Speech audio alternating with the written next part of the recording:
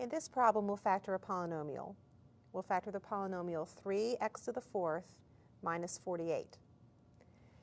The first thing we'll do is look for any common factors. 3x to the fourth minus 48.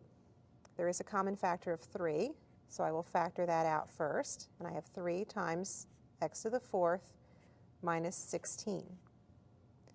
I look inside the parentheses and I see there are 2 terms, and each of the terms is a square, and it is a difference of squares.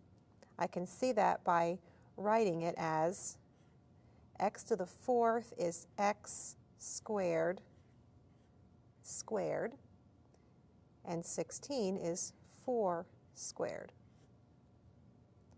So when I factor, keeping my common factor of 3 each time, I have x squared plus 4 times x squared minus 4. Now I have the binomial factor x squared plus 4. This is a sum of squares, but I can't factor it. I have the binomial x squared minus 4. This is, again, a difference of squares. I can see that by writing it in the form, copying the rest of my product, x squared minus 2 squared. So now I can't factor the x squared plus 4 anymore. I have to keep copying that.